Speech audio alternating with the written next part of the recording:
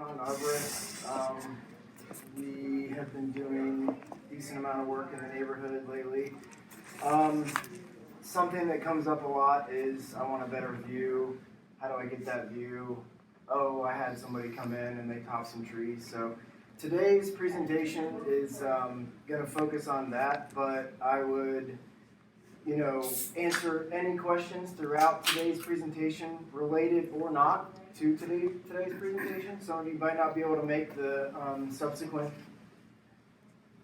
lectures, presentations, whatever. We're going to do a whole series of these with different categories and things, so feel free to, debate, talk, raise your hand, say whatever. If it's very challenging, maybe it's a one-on-one conversation or something, but outside of that, I think it's a good educational opportunity for everybody, experiences and whatnot. A little background for myself. There's probably one person and he's on his phone, but I did go to Ohio State and get a degree in forest ecology, and then I went to Western Carolina and got a master's in forest ecosystem management.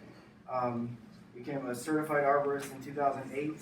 And then a board-certified master arborist in 2019, and most recently certified ecologist through Ecological Society. We like it. If my dad was here. Today it's trees, views, and topping.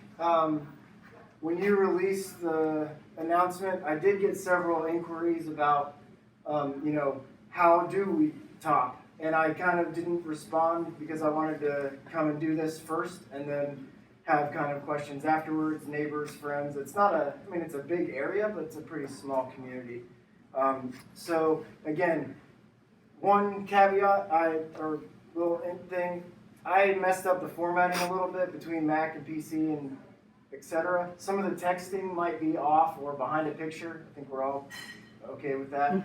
If you can't see something and you want to see it, or you want to know what it says, or I blow through it, just ask me. Very informal. I'm pretty easy to deal with. So, presentation out. Yeah, there's the first one. So, presentation outline. We're going to do basic tree physiology, just to kind of recap how trees work a little bit. Very basic. We'll go into more detail with another presentation later on. We're going to define what is topping exactly, why people top trees, the rules against topping, effects of topping, short-term, tree response, long-term, slope stability, species tolerance to topping, and then view pruning. And then this is just protect your property value and protect your natural resources. And here they kind of go hand in hand. I think you all live here for the same similar reasons. So any questions about the outline? Very simple, should be pretty straightforward. I will expect some questions at some point, so I will maybe call on somebody who was So tree basics, I could spend 20 hours talking about this and I wouldn't even begin to cover it, but here, and most of the diagrams are personal hand drawn. If you'd like copies of them, you can have this, put them on your wall, whatever. They're really good. So here's your basic tree. Root system, canopy, trunk. This area here we call the root flare, and I'm going to be talking about it a lot. I consider this sort of the brain to body connection between the tree because it connects the roots to the top. And in this area specifically, you have water cycling in and out of the ground. You have oxygen, carbon dioxide, water, nutrients, and minerals, come from here and go up. The leaves take that stuff and add in the sun and create sugars, and the sugars go back down and feed everything, and they go into the roots for storage. And they also, the trees trade sugars to fungus, for all sorts of reasons. We'll cover that more later. But sugars are the currency of a tree, whether it's using them, obliterate them for making more energy, storing them for the leaf. When the leaves come out in the spring, all that is, stored sugars reacting and pushing all that energy out because there's not ongoing photosynthesis in the dormant season greater than 5 or 10%. So Water, minerals, nutrients up, sugars down. There's a lot of gas exchange in this area. And one of the most important things that I'm going to cover today is, I'm going to push this out real quick, sorry, is this gas exchange that happens right here is directly related to a lot of chemical signaling. And if you look up here, I have a relative humidity and temperature gauge. So the top of this tree, this could be around here, could be 100 feet, 110 feet. It's very unlikely that the humidity and temperature are the same on the ground and above the canopy, especially on a hot summer day or a freezing cold winter day, right? So the gas exchange that happens in this brain root flare area is really important to control how much growth and how much activity is happening on the outer canopy of a tree. Again, I'll cover this in more detail later, but on the bottom and top of every leaf are these holes.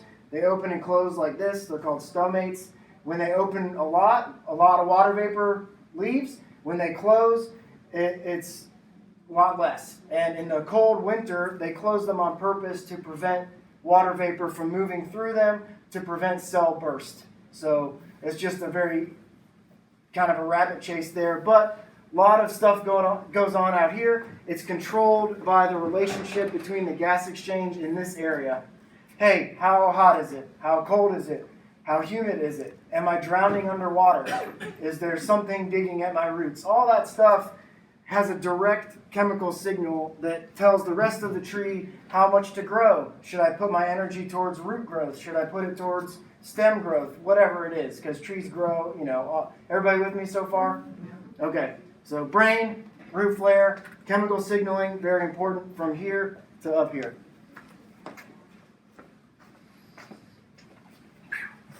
This is just a quick recap on how important the critical root zone is. So we just talked about the root exchange. And if you want to, most people are familiar with the drip line of a tree, kind of the idea of that's where the roots go. And that's pretty okay. Most of the time, they extend much further. And the math that we do for protection zones or doing trenching is 1 to 1.5 times the trunk diameter. And that's in inches, and that gives you a radius. You don't need to know any of that. But the idea is like a 10-inch diameter tree needs a 15-foot radius of critical root zone. That means anything that happens in that root zone could be detrimental to the tree. It could, if you fertilize in there, it's good for the tree. This isn't all negative, bad stuff. So that's the critical root zone. You want to feed it, water it, whatever. 10-inch tree is 15 feet radius. So, that you can kind of use that as your base math formula. That's what I do. So you can see here, it's, goes way beyond. And this is important. Just keep that in the back of your mind.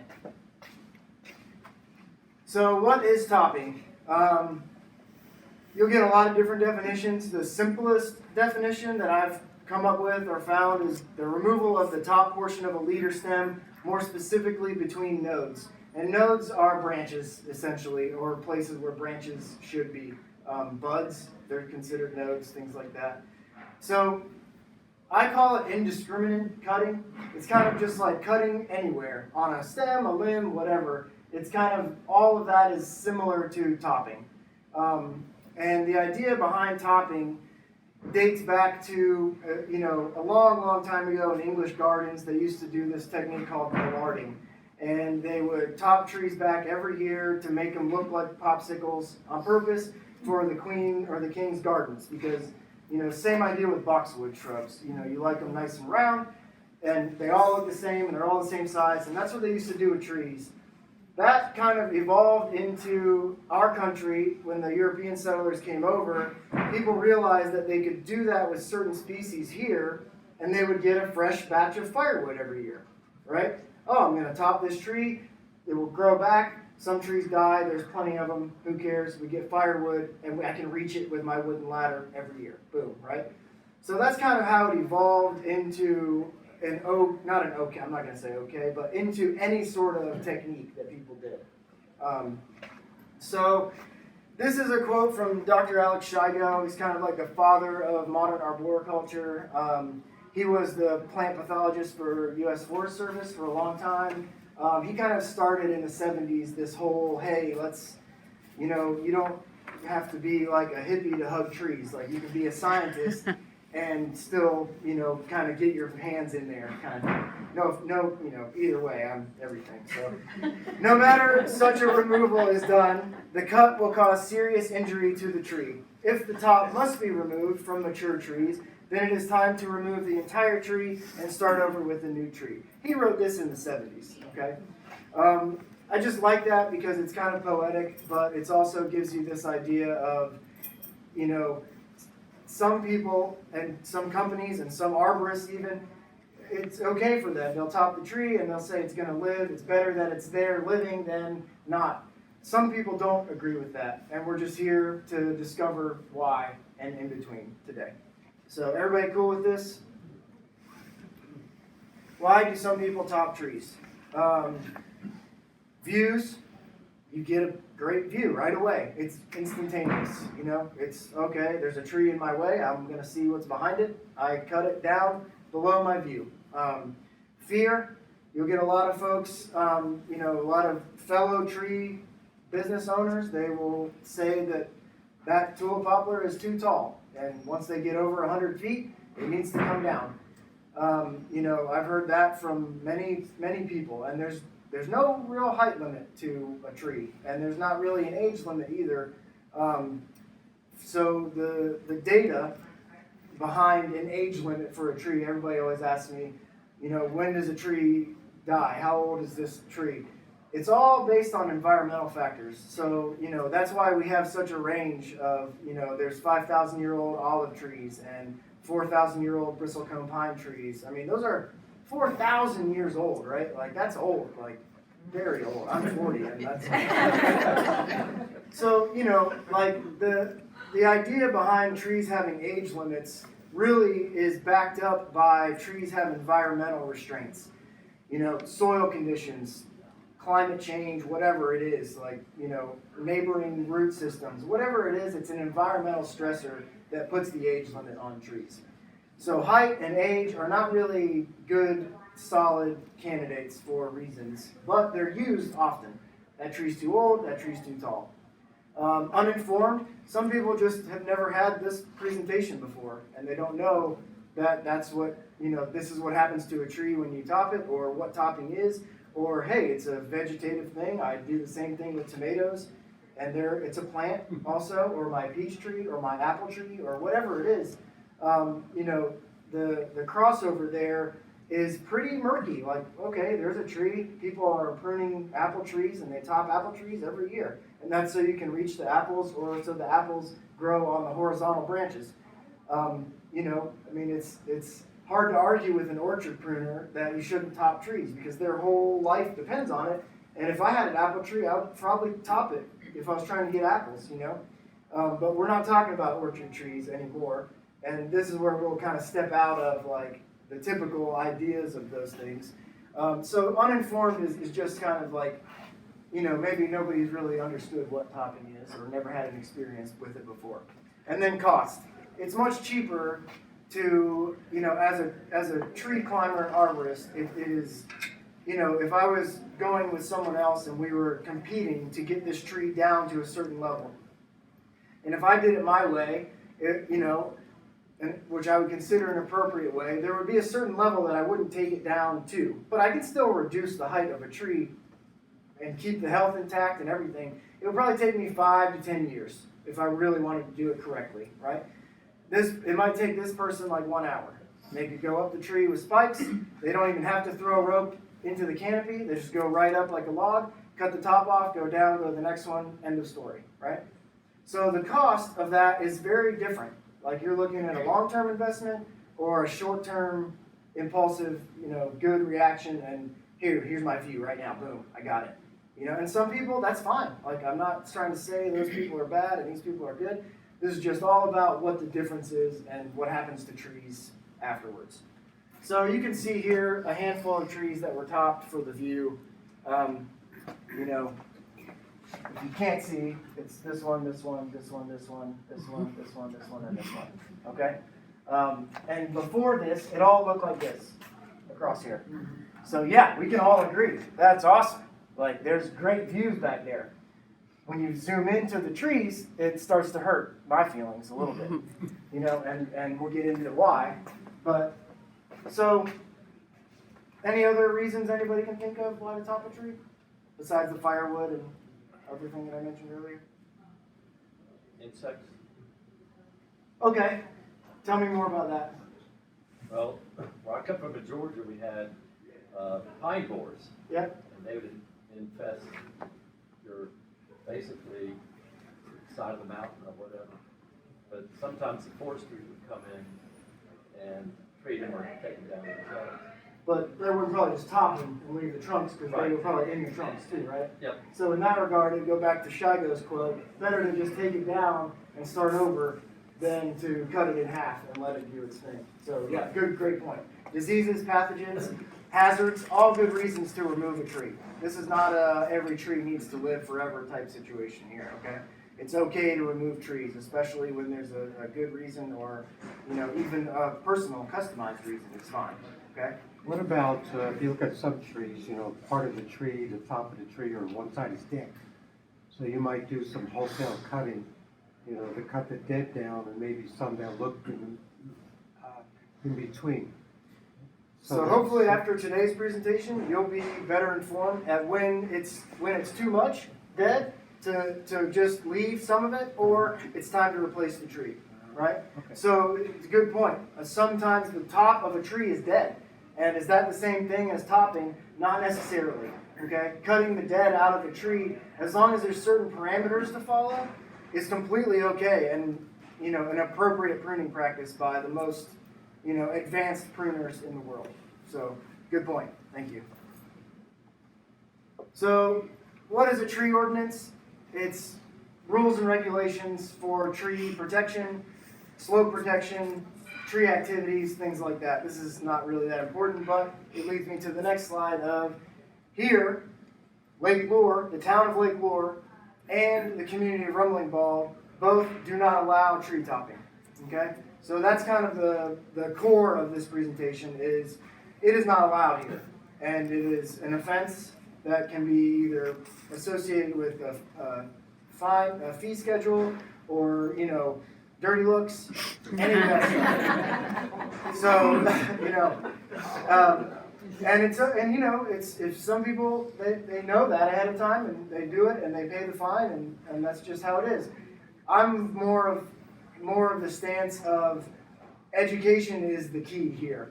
You know, like why is it not allowed? And that's where I'm hoping why I'm here today. You know, like it's not just you can't do that because I'm the first person to start doing something if somebody tells me I can't do it. You know, like, okay, I'm going to do it and see what happens.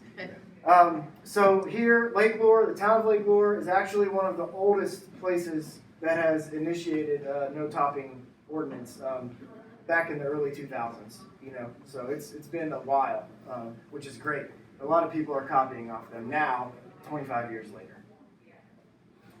Any questions so far? Okay. Some of this might go quick, so I'm really hoping for some questions at some point. So, you know, just to simplify things into really great artwork that I did here. You know, effects of topping. Step one is you cut the top off of a tree or a leader stem in between nodes. So in between branches or I call it indiscriminate cutting. So wherever you pick unrelated to the tree or the tree structure or the tree form, you just cut it, right? So I went ahead and just put red dotted lines here. This is where I'm going to cut this tree to top it. Okay, everybody on the same page? Here it doesn't look very good, does it? It's like that was what I was going for actually. Cutting the head off. So, you know, this tree is growing, minding its own business. Somebody comes up and we cut it. Okay? This is what they look like in real life following cutting of this type. Okay? So this is very commonly done all over the place.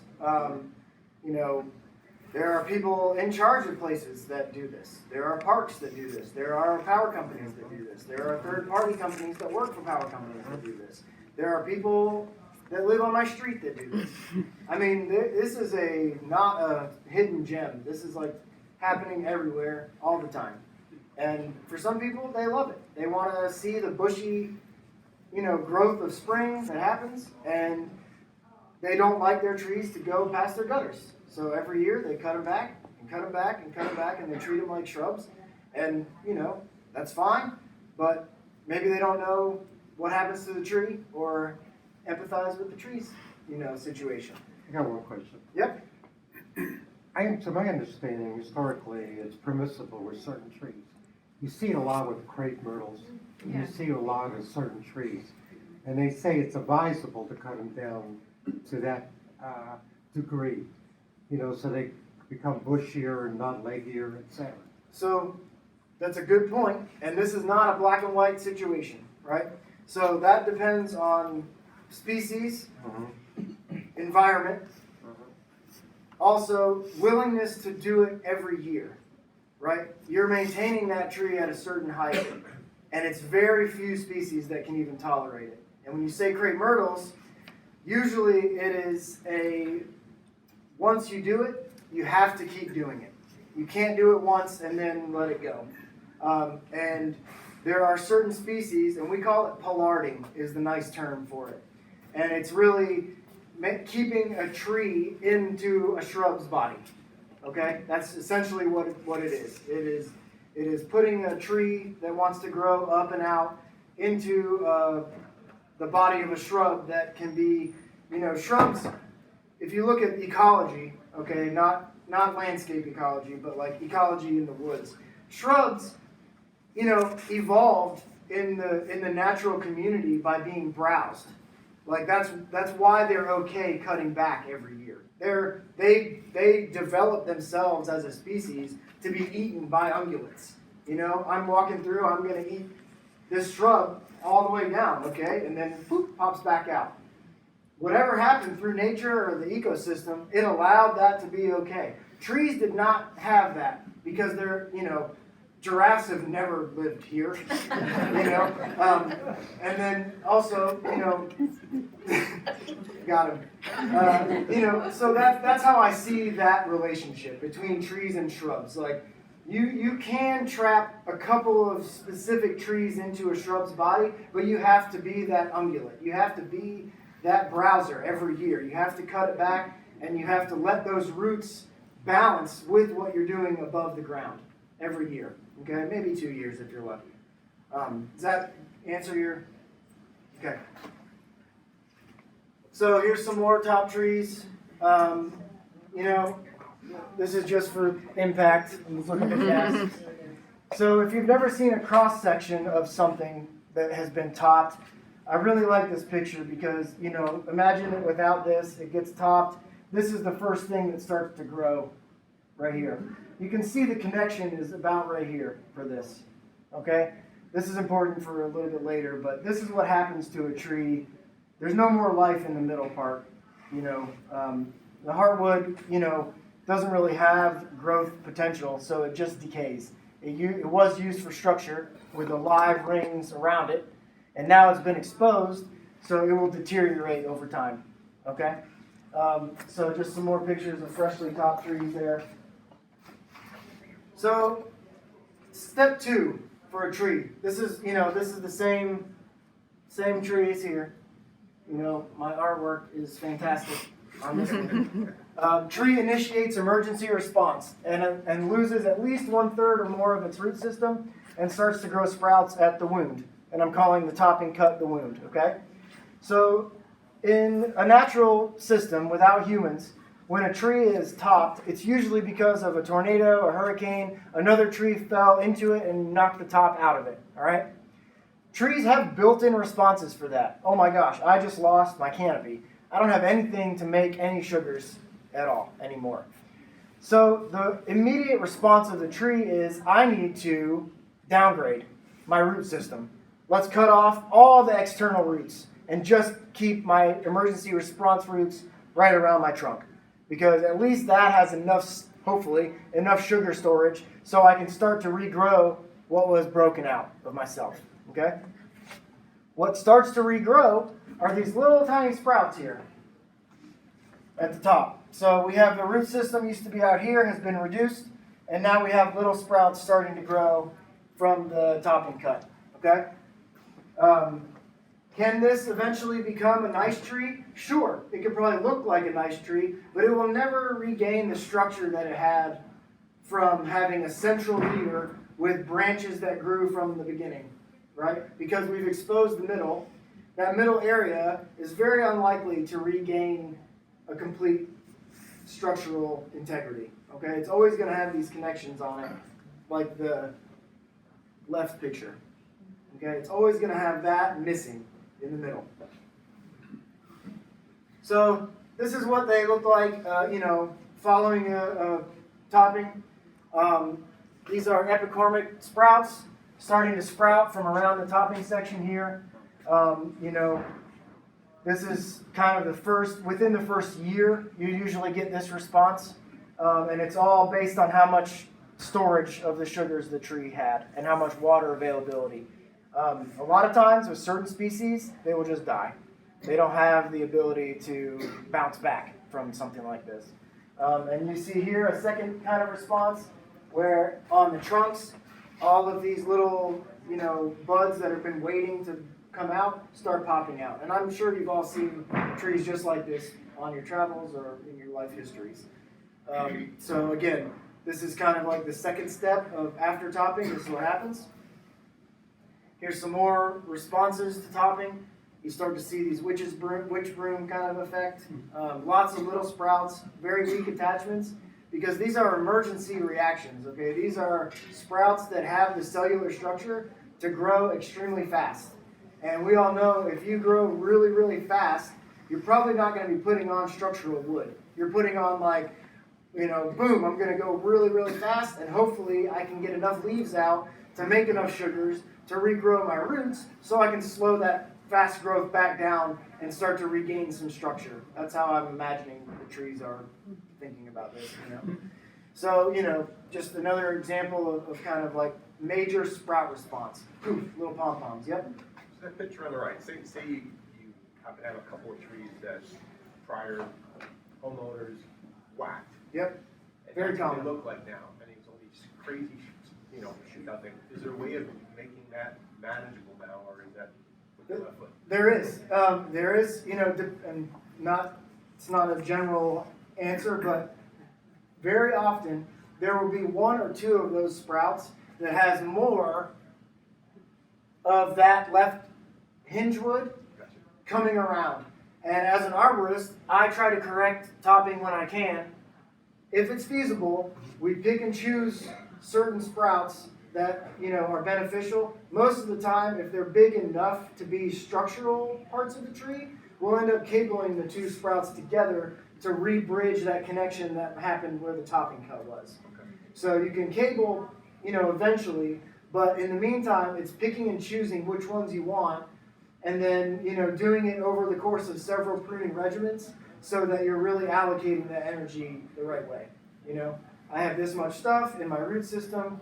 I'm going to pick and choose one or two of these sprouts so that the roots can continue to grow. I might fertilize with a low nitrogen fertilizer to let the roots grow and no top growth, stuff like that. Lots of different options. It would be site specific and tree specific. Yep. Sometimes I've seen, when we go for walks out in the forest, that it looks like the responses to topping are sometimes the same responses to when trees are felled and actually cut off, like from the stumps. Same idea. Is it the same idea? Yep. Okay. Because that cut off at the stump, if the tree has enough of a root system or enough connections of roots to neighboring trees, and the fungus in there decides like it's worth keeping, it will sprout from the stump. And there's certain species that will never die if you cut them at the base. Box elder, tulip poplar, they will continue to throw sprouts up because those are pioneer species. They're designed by nature or whoever you believe in to come out first after a disturbance. And that's where you have like fast growing, very tolerant of low water, low nutrient species, black locust, tulip poplar, box elder, different types of maples. Those species are designed to come out first, provide a lot of leaf litter for oaks to move in and come up into a climax species. Because an oak will grow up 5 feet and sit there for 50 years until it has an opening with the sun, and then an oak will take off, and it has a huge root system to begin. There's a lot of species differentiation there with what's tolerant and intolerant. And I'm glad you brought that up, so we'll arc right over to that towards the end. I got one question Yep. while you're on the topic. Yep. But talking about cropping, root cropping and topping. I got a question on the root cropping section. Your picture showed a 360-degree cropping here, okay? I'm not sure if that's just for show or what, but in many cases, you get the tree roots growing under sidewalks or under, et cetera, and you have to do select, I'm going to use the word whether it's right or wrong, select root cropping. Now, what's acceptable and what's unacceptable as far as the magnitude of root cropping? Okay, so the question is, how many roots can you cut out if you need to cut them out? Mm-hmm. And that will be dependent on site conditions. And then what we use for that application is an air spade. So we excavate all of the soil out of the root zone that needs to be looked at. And once you do that, it's a math formula and a gut feeling of how many roots are there total, Mm-hmm. how many am I going to cut out. If it's the same as pruning a canopy, it's limited to 20 to 25%, and that's a big hit for the roots. And you shouldn't match it to the canopy because you need that canopy, extra canopy. That's a common mistake is people Is try there to. a rule of thumb? There's it's not really a rule of thumb for any species or any tree, but in certain applications, absolutely. If you have a tree next to a driveway and there's a surface root, usually there's surface roots, which is good because that is more of a seeking root. It's a root that's looking for something. You can get that out, you can clean it, and that's the important part to do when you're root pruning is clean tools and no rips. So a lot of times we have root pruning that's done with an excavator, or they'll dig a trench with something and the root is actually ripped instead of pruned. So when you cut a root, it will respond similarly to a canopy section of a branch, and it will grow laterally on the next node, just like the top. It will grow which way you want it to. So that's what we would focus on in that case, and then we would put a root barrier in, to promote further growth away from the disturbance. Okay, so now we have 2 to 3 years post-topping. The tree tries to balance the crown and the root system, continues to lose roots due to lack of canopy resources. Weak sprouts grow and keep the tree in limbo, right? So we kind of talked about this a little bit. We're going back. We have all of these weak sprouts now that are making up the canopy of the tree. We have a root system that is kind of in this weird zone of I'm not getting enough sugars because they're used by these sprouts to grow fast, every year. Trees like to think in like 10, 20, 30-year terms, right? Not 2, 3, 4 years. So they'll just go into emergency response for 3, 4, 5 years, no problem. So this is what ends up happening. Usually, the reason why a tree was topped becomes a problem again 2 to 3 years right afterwards because of these weak sprouts that grow right back up into the view. They grow tall, the tree's tall again, whatever it is, and that's when you get this weird cycle of every 2 or 3 years certain trees are topped. Boom, boom, boom, boom, boom. And then the whole thing repeats itself. More roots are lost, more sprouts go up, and the tree is just stuck. It's like, oh my God, get rid of me. Something, plant something. This is kind of where we're at 2 to 3 years after a topping happens. Again, to who said as far as like picking and choosing branches, this would be an ideal time to really hone in on what you wanted to keep if it's salvageable.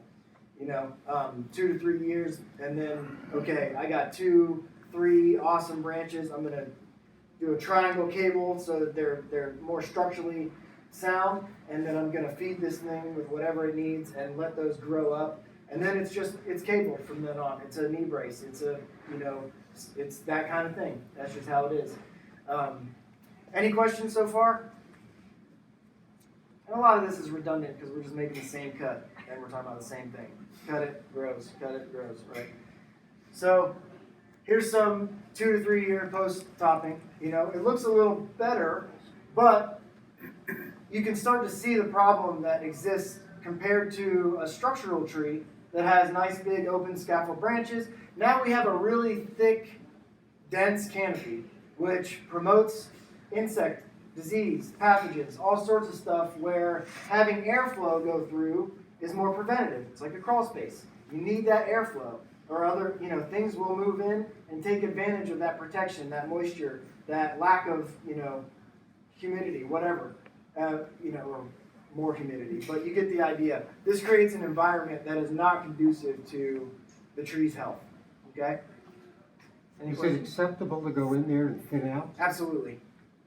Yep. And that's what I would do. If it was that tree on the left, I would decide, okay, which one of these main stems is the most structurally sound. I'd pick, I don't know, 5 of them, 6 of them, and I would decide, and I'd follow them up, and I'd pick the best sprouts on those. Because this is kind of a double decker, right? So I'd pick the best draft here, I'd draft the best things here, and then put it on a plant healthcare regimen. Make a bunch of money.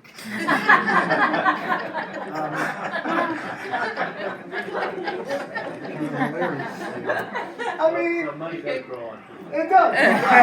Unless you're removing, right? So money does grow on trees sometimes. I secretly pay people to top all the time. No, this is like a very difficult to do, and there's not really a lot of money in the fixing of this. That's sort of like tree ICU. It is, and it's like I would do it for my own tree, or I would give a plan for somebody if they wanted to prune it. Because most likely the reason they got that done in the first place was, for whatever reason that was, I would try to figure out, like, how do we not let this reason happen again? Most of the time it's, how about we get rid of it, we'll give you 2 dogwoods and a redbud, and we'll call it fair, okay? With a tree that is meant for the space, and that was kind of the point of there, right? Like okay, it's too tall, I don't want it up there. Okay, well, let's pick a tree that tops out at 25 feet at its most mature age. Perfect, So that's how I would kind of handle that. So just to kind of be redundant again, we have this working system on the right, gas exchange, all of this stuff. Remember, this is like the brain area that's talking to the canopy. When there's no canopy, there is nothing to talk to. It doesn't know what to do except for the emergency response. It goes into fight or flight, and if it's flight, that's death for a tree. If it's fight, that's sprout response. Okay, both are hard to deal with post topping, but we just have same pictures that we looked at. This is the working system. Any questions for kind of that recap? All right, so yeah, the once efficient system is disrupted and the tree usually becomes a liability. Now, here is a more familiar diagram, okay? So, most of you probably live on a slope because I don't see very many boat houses. So, here's a house, here's a deck, here's a tree. You have a stable slope reinforced by the roots right along here, okay? You have this house, whatever. I'm not a structural engineer, but I understand soils, okay? So mature tree anchored into the slope removes water and provides stability. So this tree is pulling water out of this slope 100 gallons a day if it's a mature tree. No rain, 100 gallons right out of the ground, boom. And if it wasn't doing that, that 100 gallons would accumulate in the soil and build up and become heavy. And that's a higher risk for landslides, slope slides, runoff, stuff like that, okay? So it's important to get that water moving. Let's get it out of here. It also keeps the house relatively cool. Owner hires someone to cut the top for views or fear of the tree falling. Very common, okay? They're sitting here, they want to see over there. I'll cut it right here, no problem. All right? So we know the problem now, I'm hoping. So, first problem, this is what happens. I love these diagrams that I do. So roots are lost and the slope above and below the tree is prone to unstable soils, right? So we have our third of the root system all of a sudden is deteriorating, and it's not like something will grow back immediately. So those roots will decompose and they don't hold any structure anymore, and they're not pulling any water out. So they become soggy, wet, and water exacerbates decomposition. So they decompose and they become a soupy mess, okay? Now you have the tree stuck, it's trying to grow, so the roots are lost, slope above and below, tree struggles to regain resource process, either dies or becomes stuck, just like we talked about. So you have the house here, all of a sudden you're starting to get a little, oh, that's close to my house now, you know, like the soils and everything like that. So, you know, eventually, 2 to 3 years, you'll start to get these weird indentations where erosion just gets worse and worse unless you replant or do something else. You know, you can easily mitigate that, but oftentimes it's not considered because you could see the view for 2 years and you know everybody's happy. So, you know, eventually you get to this section and soils continue to shift and erode and isolate the small remaining root system. See how this works here? And then the tree sprouts grow fast and are dense and weak, creating a real risk of failure by uprooting, because now we've seen there's a dense sail on the top of this tree, and there's not really wide enough roots to keep it in place. So we lose, you know, the soil structure, and we gain a wind risk, and the likelihood of uprooting, if it's still alive, is pretty high. And it doesn't happen every time, but it's definitely something I've seen many times. And, you know, this idea is not really thought about until after the fact, because then you'll have a tree that fell over, a bunch of disturbed open soil, and then if it rains, all that sediment will make its way down into the lake, into the rivers, all that stuff, separate from whether your house can stay where it's at, you know? So big problems can happen from this situation. And this isn't like another fear-mongering thing. Like, this is just a real thing that I see, because I walk around down here and climb up here. You know, a lot of people walk around up here and they look out over here, and they never go down in here and see what's kind of going on, right? So, you know, this is kind of a worst case scenario, but also a common one when it happens, okay? And this is mainly, not the reason, but this is one of the big reasons why topping is not allowed in Lake Lure, in Rumbling Bald. We live inside of a steep slope environment. There's steep slopes everywhere. Everywhere off the lake, boom, boom, boom, just like this. And if we did this all the time, you know, it would wash into everywhere, you know, it'd be dirty water out there. Nobody wants that, you know. Worse than that, though. Yep, go ahead. How long does it take? Are we talking about years, decades? So this could be like, you know, 4 to 5 years would be a very puffy guess on something that could happen like this. It's 1 to 2 years when the root system depletes. So it could be quicker. It could stand there for 100 years and never do this. Both are viable. You know, and like I said, this doesn't happen every time, but it is definitely something, if you get a mix of a tree that's sort of tolerant of it, but also stuck in that weird limbo phase where it's not regrowing roots and it's just kind of stuck and growing emergency sprouts year after year and becomes dense, and then a big windstorm, and then they uproot, you know? So this is something that, you know, where at this point, it would be smart, drop that tree sideways on the slope, create some stability, plant new trees. Now you've done it. You're 10 years ahead of where you'd be, you know, 2 years later. All right? Very easy to mitigate. But, you know, it's just the educational part of it. So, you know. All right, species reactions. This goes back to somebody's point, maybe about species. So a lot of species,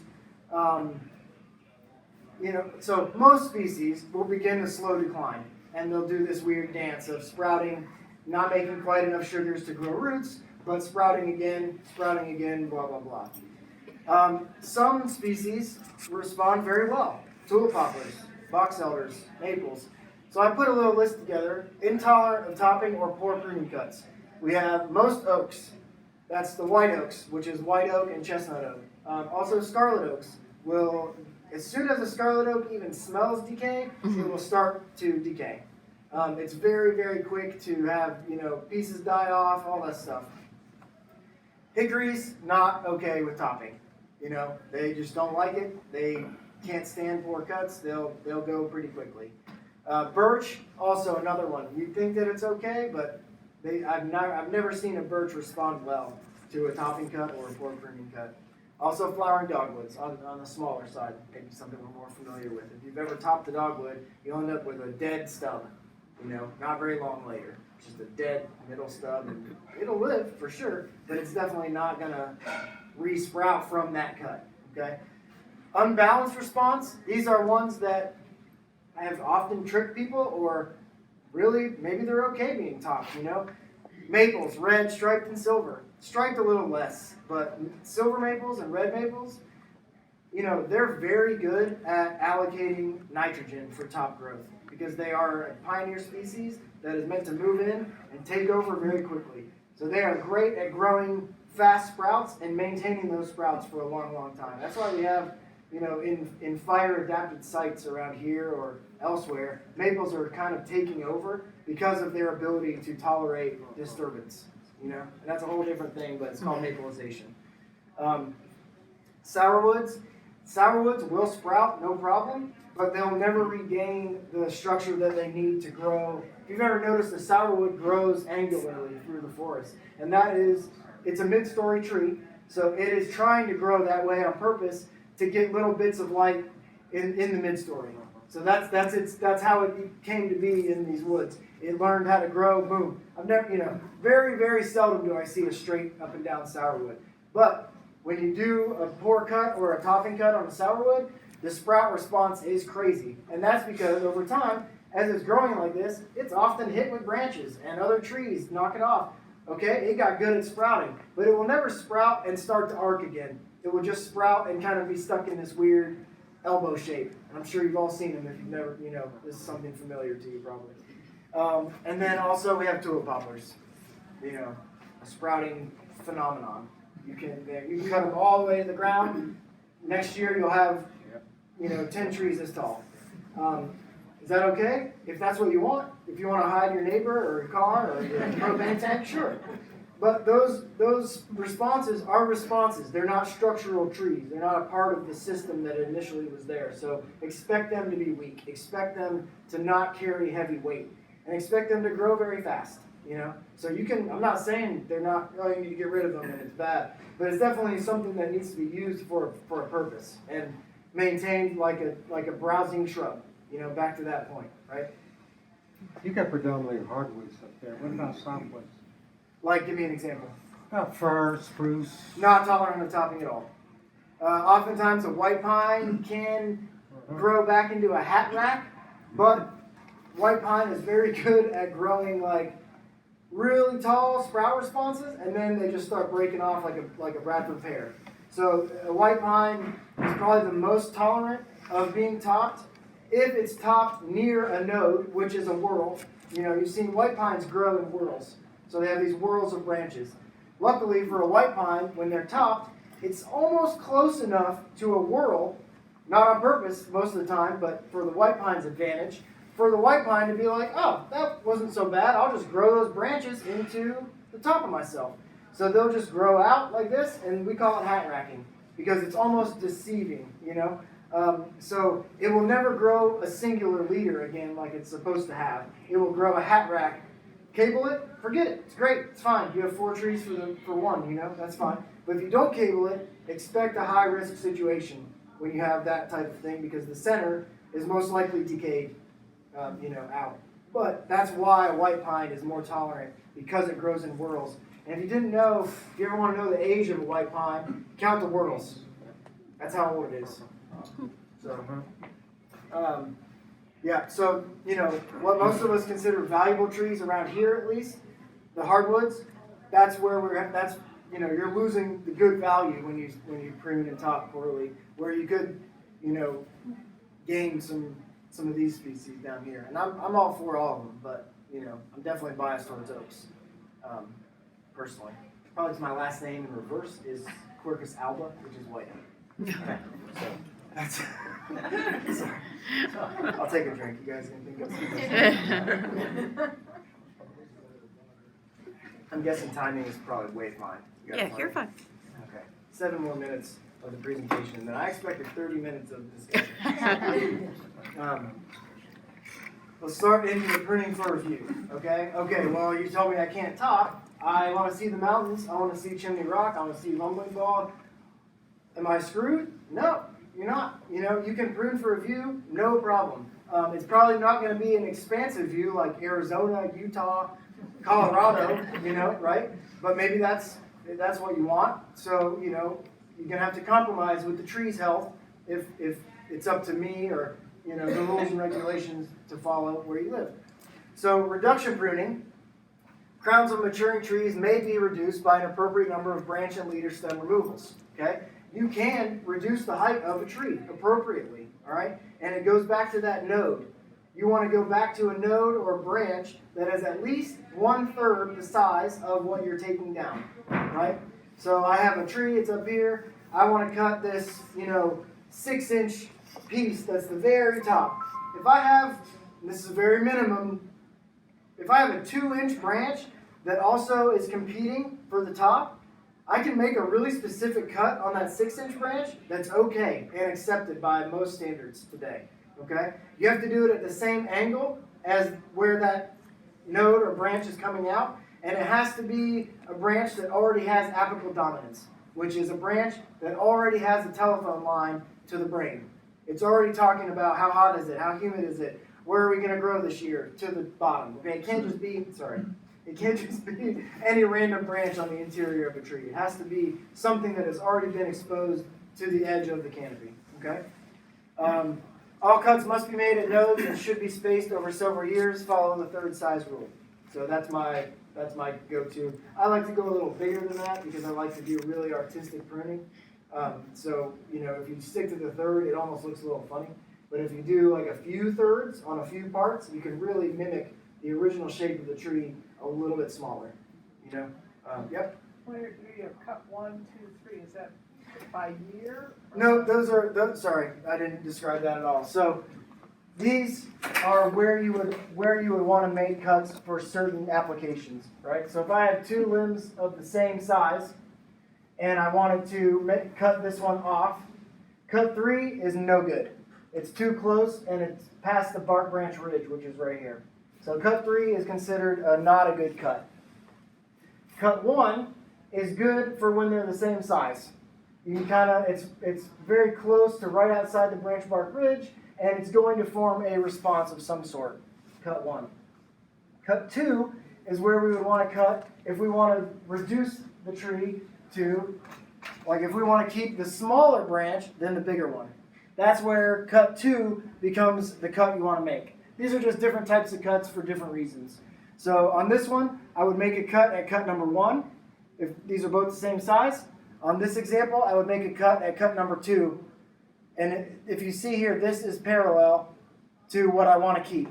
And this is a 1/3 of the size of this. Okay? Like, does that make sense to everybody? So thank you and cut 3 is just no good. I had another piece to this that I messed up with the format that described these. But, thank you. Any questions on this?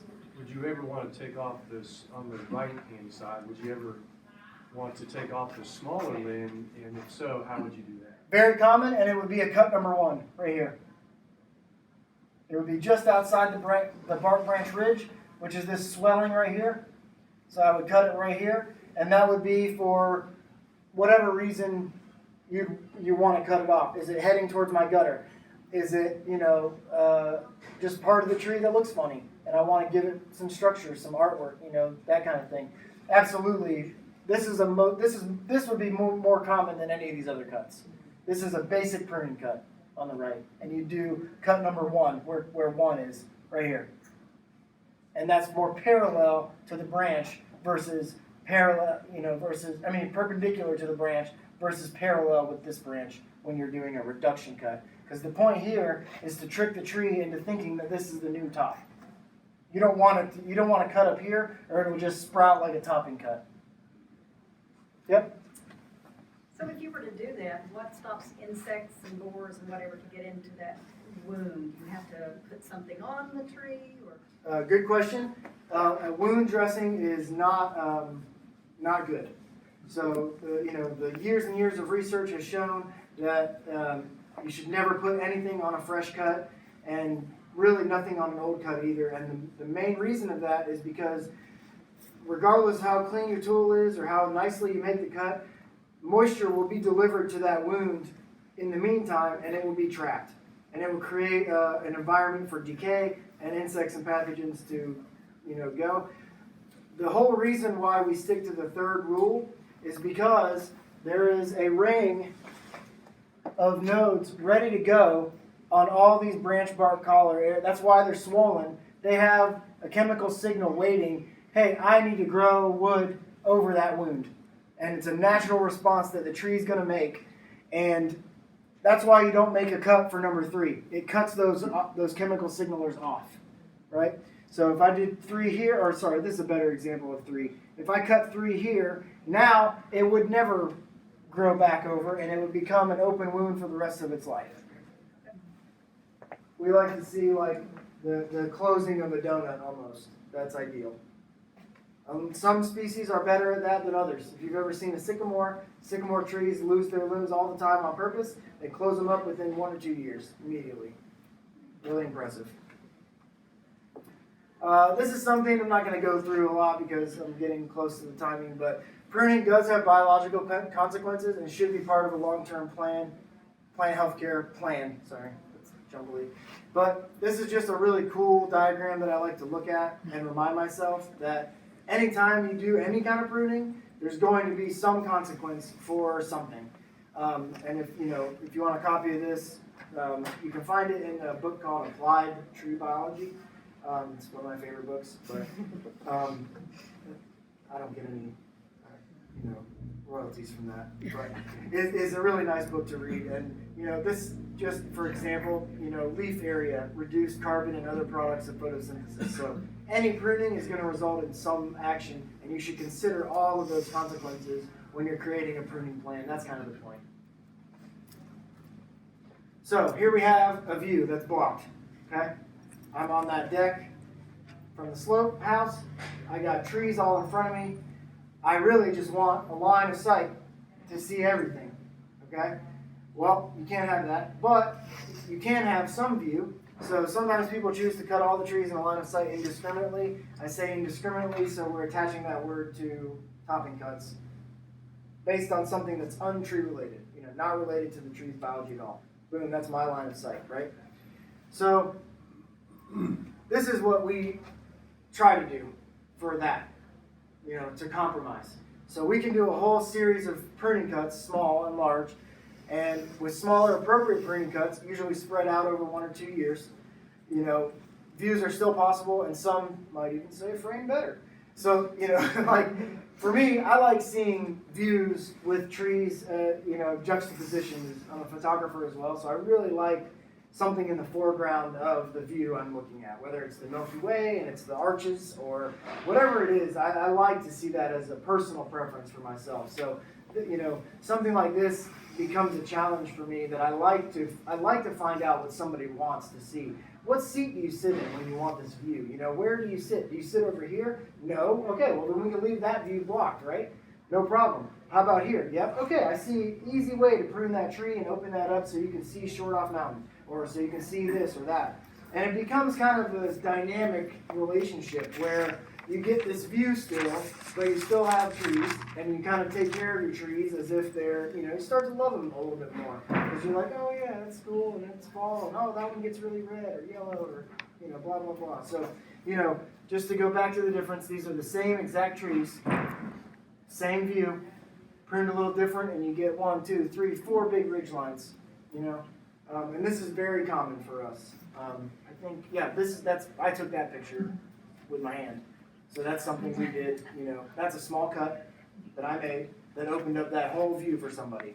We're talking about a 2-inch branch that all of a sudden gave them this framed view where they had none before. you know, just as an example of like, and it took me 15 minutes, you know. So, recap, basic tree physiology, what is topping, we know all that, why people top, rules against it, effects, short and long term, species tolerances, and view pruning. I forgot to take that graphic off, I made that. It's supposed to be the value thing, but the formatting. So, if we all topped our trees, so if we took that tree out, we'd just be looking at each other, right? That's my arc from the beginning. Like, what is that graphic? So this, you know, if you take the tree out, these people be looking at each other, right? So if you're over here and you want all your trees topped all the way, boom, all of a sudden you're out looking at trees on the mountain. So I gotcha. So, any questions? Hopefully, or discussion? Yep. What about when you just want to prune, not for a view, but to get more light in your house, because the tree is open, is that more difficult, or is it? Very site specific and tree specific, but very oftentimes, so we do a lot of really interesting pruning jobs for like golf courses, for instance, right?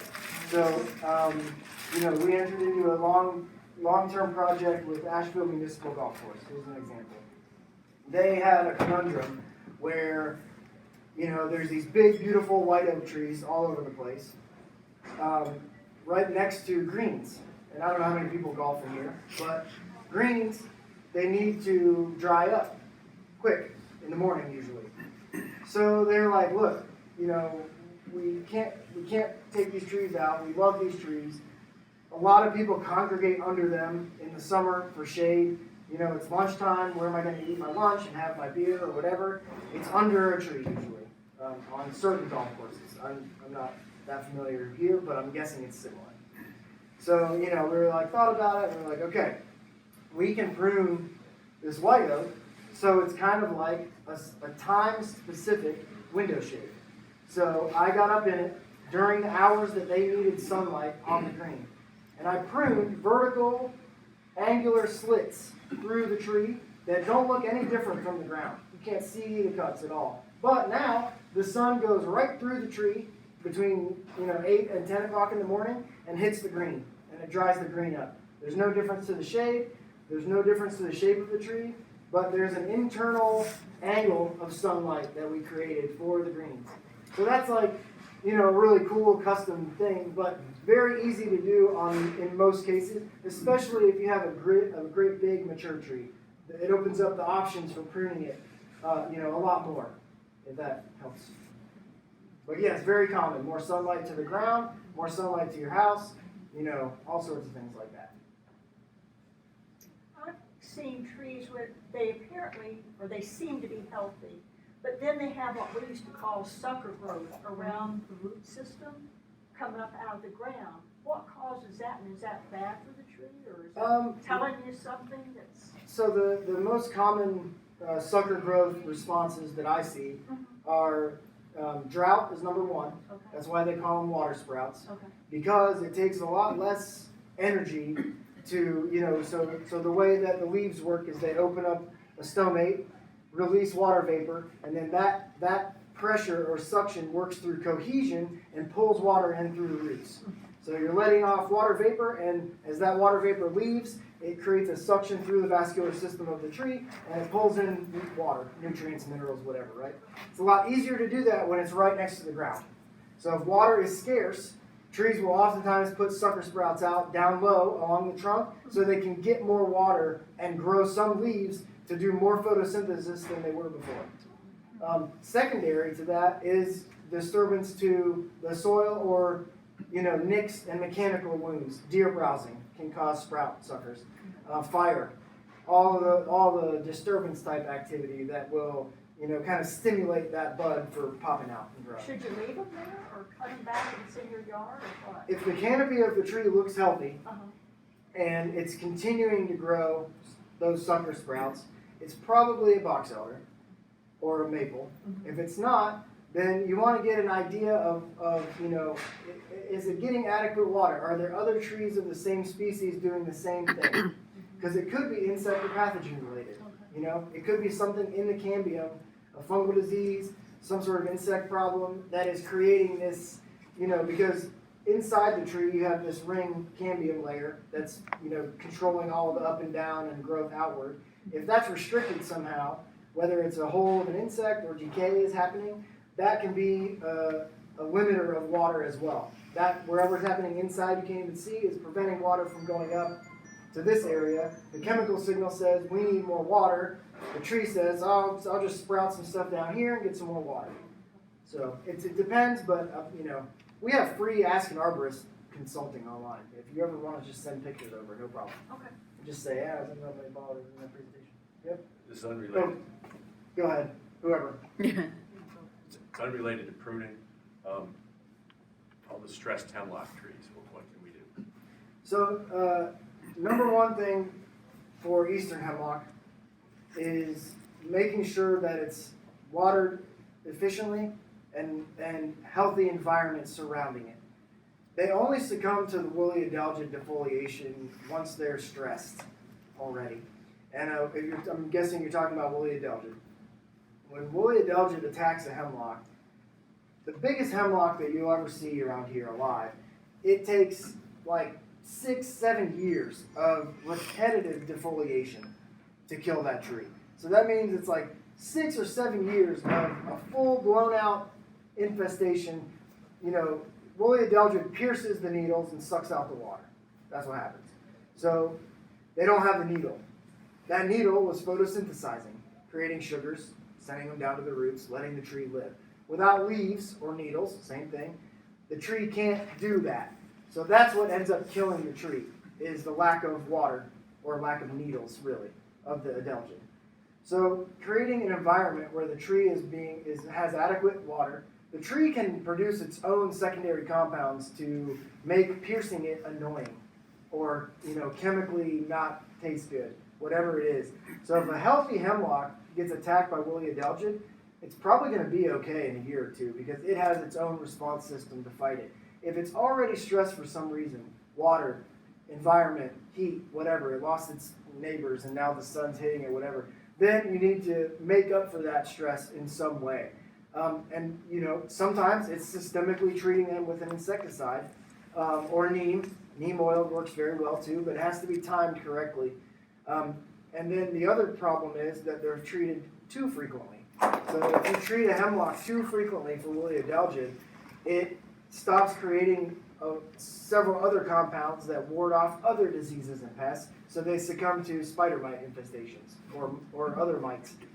So it's kind of this weird compound effect. And our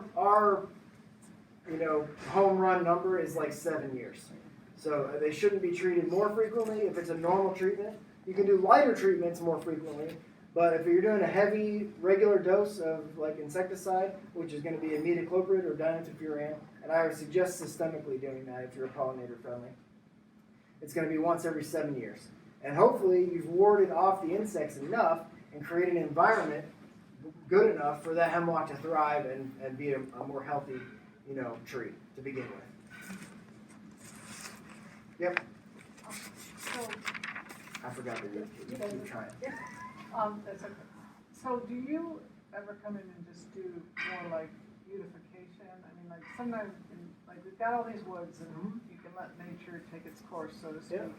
But, I mean, some trees look like they're kind of struggling because they're in so much canopy. Other ones start looking weird because they're trying to, like you said, get the weird angles. So, I mean, is it allowable, of course, we want another question, but, I mean, if thinning out a certain amount of trees or pruning for aesthetics or things like that, is that something you recommend, or is it better to just let nature take its course? My personal opinion on that is that it is, wherever we live, we are responsible for managing the trees. So wherever there's humans involved, a road, a driveway, a house, all that surrounding area, that's more considered like an urban forest. This is kind of like in between urban forest and wildland forest, because we have a lot of woods here, but we have a lot of roads. Roads change patterns of water that are trying to get down the mountain. So I like taking care of the woods in that way. without getting into details of what you should or shouldn't do, it would be site specific.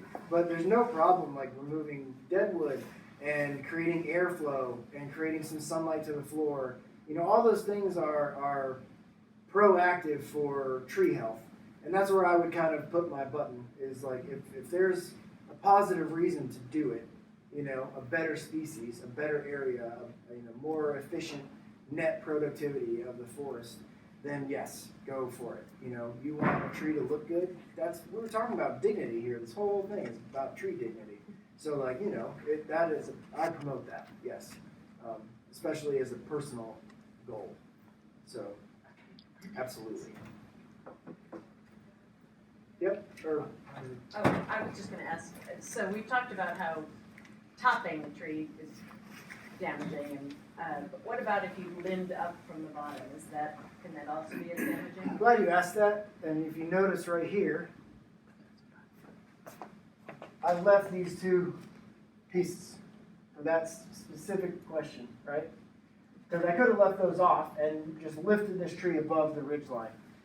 In that case, we call it lion tailing, and it's not as detrimental to the health of the tree, but it's very high risk for the structure of the tree because the tree needs some lower arms to balance that wind and torsion that it does. And that's some aerobics there. But, so like limbing up without leaving some lower horizontals is less, beneficial to the structure of the tree. Most likely there'll be, besides the normal biological consequences diagram, not a whole lot of like health problems with that, but structurally big time because a twist will open up a crack, will start decay, etc. So creating horizontal windows is more appropriate for maintaining like health and structure. Whoever, yep, you can just shout it. You don't need to raise your hand. I think up on Mary's, we moved into a house that went 3 years without anything done in the yard, and it was a jungle. So we picked them out a lot of like thick bushes and stuff. But we have a lot of seedling trees, I would call them, that are really tall, but they get no light, and like everything's so crowded. And I guess that was part of my question too. Like, how many do you take out? I mean, they're less than 3 inches. They're very skinny and tall, but it's like I think they're choking everything is choking. Yeah, so it's so tight.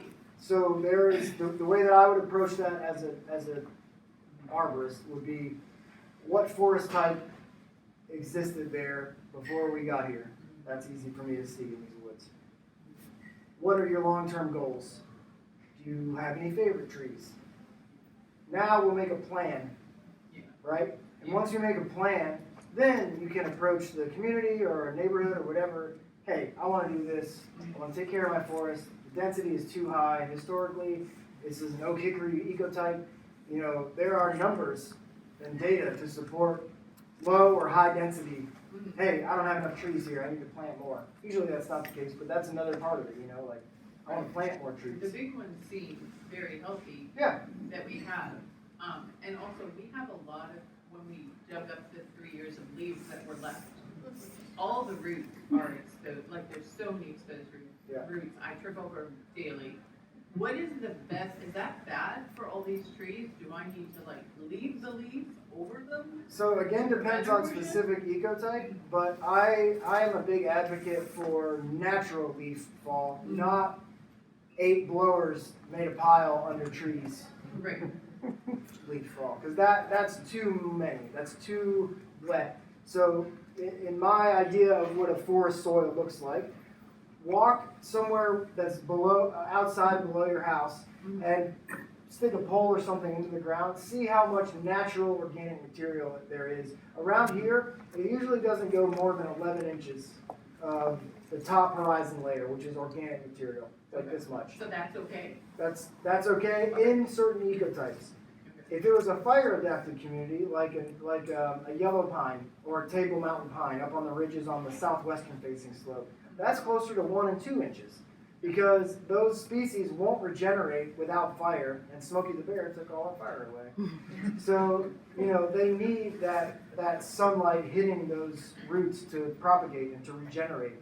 So there's different species and different ecotypes that I would manage differently depending on, long-term goals, fire-wise, protocol, etc. So the leaves will not only help erosion, it'll help those roots that are exposed long-term, long as. Natural fallen leaves, yes, good protection, acts just like hardwood mulch. So I don't need to like bring a bunch of dirt and cover those roots. No. I can leave them and just do natural. Yep, see what it looks like after this year. If they've been exposed and stuff falls down, because, a typical leaf, if it's a poplar, will decompose relatively quickly. An oak is very high in tannins, and that goes back to the original reason and how they work in the forest. So like an oak has a lot of trouble gaining ground in a forest. So part of its mechanism for, regenerating is to create a leaf litter layer that is unpassable by other species. I'm creating this tannin layer. Don't come near me. Like live oak in coastal areas, right? You can't walk under there. There's no other trees growing. That's on purpose. Poplars and maples, they decompose quick because they want to give their brothers and sisters and daughters and granddaughters a better opportunity, more competitive advantage. Right. Oh, high nitrogen? Heck yeah, pew! Shoot for the sky. So depending on the, forest ecology of the situation, that's how I would approach it. Thank you. Yep. I do have a question. Yep. Yep. Holly, I've got some hollies that were too close to the corners of the home. So I went ahead and cut them down at the ground level, and now I'm getting all these sprouts, back to the sprout earlier. And I really don't. Are they American hollies or Nellie Stevens? I believe they were American. Okay. Very, very prickly, with very sharp leaves. So if they were, do you think they were planted close to your house or were they in the forest? No, I think these were landscape.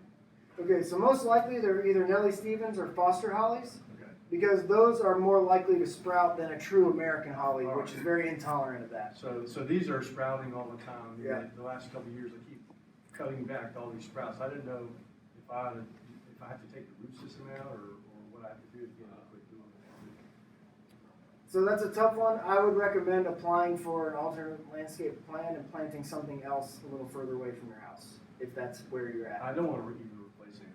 I just want these to quit growing. So they keep sprouting from the ground. Yeah. I mean, covering them with a hard layer of mulch and planting something on top would be, one way, but they are a nursery designed, most likely, I haven't seen them, I haven't been there, most likely it is a Chinese holly hybrid or a foster holly, and it's been designed to sprout prolifically. So it's been, cultivated to do that. Very difficult to stop it. Yeah. Repetitive pruning, if you're just pruning sprouts, cover it with thick mulch. If there's no sun hitting it, it most likely won't, 6 inches of mulch, something like that. But if it's like right up against your house, you might have to dig up the root ball, which would be more difficult. Yep. Okay, one of the comments based on Cotel and Marie's comment is that when you do take the leaves off the roots and you do see some root exposure and you see the white mildew, what'd you do? Just let nature take its course? How would you remediate that? I would make sure that I am labeling that correctly, whether it was mildew or mycorrhizae. Because if it's mycorrhizae and it's the fungal netting that exists under the roots, I would promote that. If it's in case actually mildew and moisture issue, I would reduce that leaf litter down to let it dry out, and especially if it was closer to my house. So that you wouldn't recommend applying anything to it, just let Nope. air or nature. Air, yep. Air is the number one Gotcha. application. Yep. How we doing on time? Yeah, burn it before you start cutting, still. As far as woodpeckers, Yeah. is there any reason to be concerned about big holes that the woodpeckers can put into the Thanks, tree? Terry. So Things like that, are they doing damage to the tree or are they helping the tree? I would say neither, Okay. because most of the time they are only going after dead tissue, and they're only going after places to inhabit or insects that thrive in dead tissue. Okay. There's very few insects that will go after live tree tissue. It's yucky. It's got too much stuff in it. It's like go outside and chew on an acorn that just fell. It's, yeah. So that if there's no target for whatever it is inhabiting, I say let it roll. If it's above your house and it's a 44-foot long dead log that's this big, yes, do something about that. You know, that's how I would look at that. But pileateds also inhabit ground logs too, so you know that's something to think about. Cool. House trim. And house trim. Yeah. I have a really big, beautiful tree right outside our deck that's like becoming very invasive for the gutters in the house. And my husband will not allow me to climb the tree and burn it, probably a good idea. Who is the best qualified? Because I've had like random people come out. It would be an arborist. Raise your hand, raise your hand. I didn't know if it had to be an arborist or if there was someone else. Here's the tiniest little plug I've ever used. Right here. I just haven't had the We started luck doing merch, but with yeah. the knowledgeable, you know, I don't want to hurt this tree. 'cause Since it's you're here beautiful though, like go on there, send me a picture of it. I give you better advice with a picture. tree. Yeah. You know. I mean, it definitely needs to be trimmed back and Yeah. but I don't want to hurt this thing. It is Yeah. so gorgeous. And it is pretty close to the house. I would say somebody who's an Provide artist shade. and an arborist. A Combination of photographer. I like that kind of person. really good with Sharpie art. She's photographer too. Yeah, and photographer. Yeah, all of the above. He's about 5'6" and a half. So like, you know, I had to put it in the budget. Yeah. Yeah. Yeah, cool. Everyone that's asking questions, we need their name, just so we can be watching their. I promote Maybe that's why they made us sign in. just outside too. So just try to cut through the dead part without going into the live tissue. Yeah, if that makes sense. Yep. Was it a joke? Was it a... Serious. What did he say? I didn't hear what he said. I'm on the board here. No, he is not. No, I'm just kidding. He is not. He's just warning everyone that I'm always watching. Yeah. It's the best one to talk to right here. Thanks. Yeah. So. So handing out cards or whatever. I don't do cards anymore, but if you want to get a hold of me, protectnctrees.com. Can I plug myself? Absolutely. Sure. So I started making sweatshirts, and this design is on the sweatshirt. I'm gonna get one. Design with the text or without the text? Without the text, it just says I love trees and got it, rocks. got And then there's one that says I love my Karazi. It's a good one for fans. That's awesome.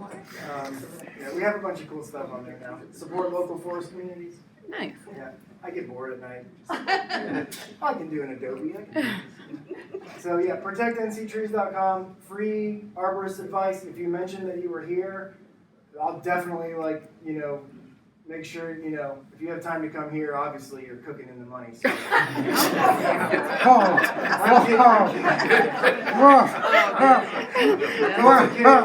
Totally kidding. I love trees, obviously. I love this area and this community. So, anything that we can do to help facilitate any more educational opportunities, things like that, please let me know. Don't feel bad for reaching out, or I'm sure you can reach out to Liz as well. But yeah. So, any other questions? I think, yeah. So there's the website again if you're interested. We do have a how-to section, to your point, but it does come with a big, yeah, it's a nice. Yeah. Donation accepted. Disclosure, yeah, an NDA. So, but yeah, we have there's decent resources there. But if not, feel free to reach out anytime for whatever. So I have a process question. Yeah, no problem. Yeah. But I can tell you, okay, I planted we bought a house, been here 6 years. It was obviously the prior owner did some tree topping. And we've got those crazy skinny branches going up there, and it grew tremendously in the last 6 years. And we know why. Yeah. We want to do something to improve that. Mm-hmm. Is the process talk to you first, or go to you and come up with a plan and then talk to you? So what you're gonna be, get in front of the camera. Here we go. What you're gonna be applying for when you reach out to me is an actual plan. So don't reach out to me with a hypothetical, I'm gonna improve the trees by pruning. So I would recommend my first step would be to talk to your vendor, your arborist, so that when you're coming to me with the application, you're just going, this is what I'm applying for and why. Okay. Mhm. We'd like to do. Correct. Yep. Cool. I thought Liz had green thumb. No, I do not. I've killed cactuses. So, So I have a question, there was something else he had mentioned, let's say he comes to the property and looks like, these are dumb trees, you'd be better with something different. That's how I talk. Liz, I failed. I failed. I'm saying, maybe it's the wrong tree for the area, but. No, I did. Right. It's not the trees, dumb, it's who You know, planted it. That's right, the idiot bought the house, built the house, put the wrong trees in, we like Right. to do something different. What's the process for something like that?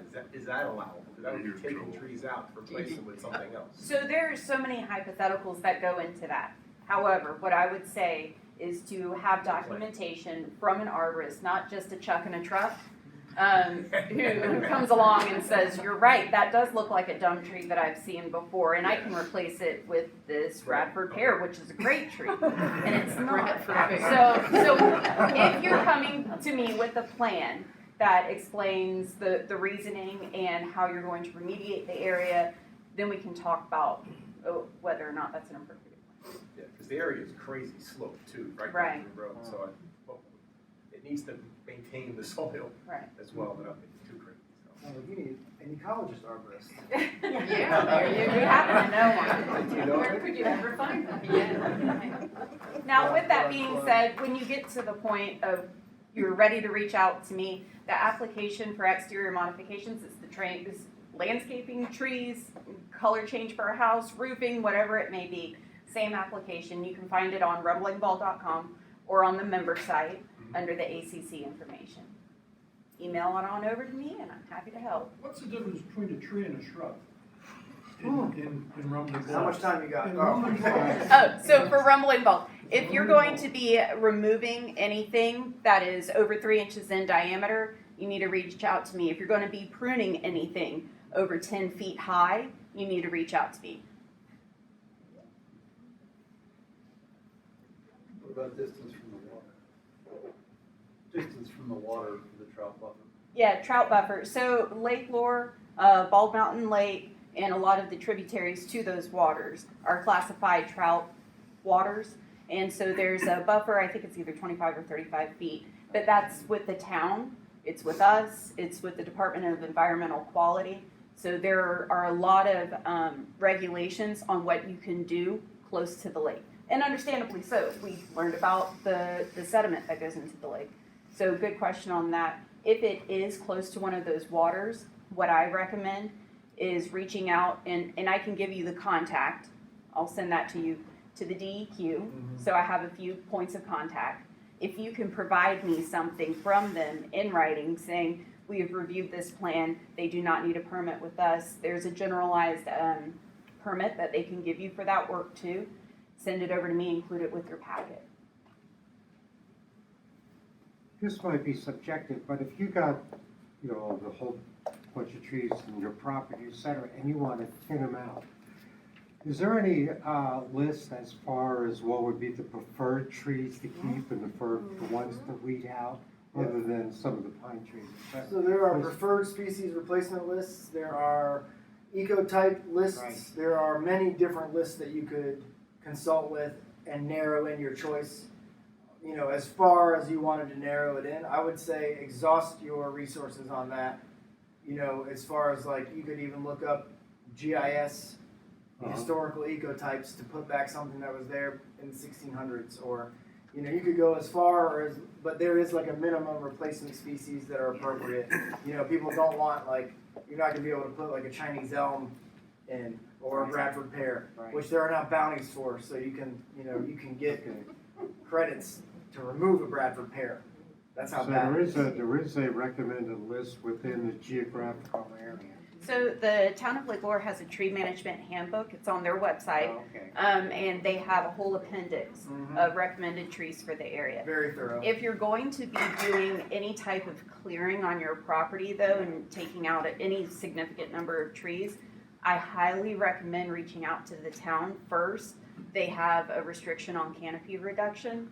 So just keep that in mind. Any other questions for us? Just so you know, the reservations will be opening up for the next Arborist presentation, and those will be opening on Wednesday. I'll send out an email, and it'll be in your e-newsletter that goes out too. And I'll send it out on the app too. I don't know if you'll get the notification, but I'll send it. We'll see. Will it be a Keep you posted. topic-specific presentation? I'm sorry? Will it be topic-specific? Will it be? Yes, sir. Yep, and those, for the next two are posted on the newsletter, but I'll include it as well in the email. I think the next one is benefits, right? Yeah. It's a good one. Longer than this. Bring us back. Thank you, everyone.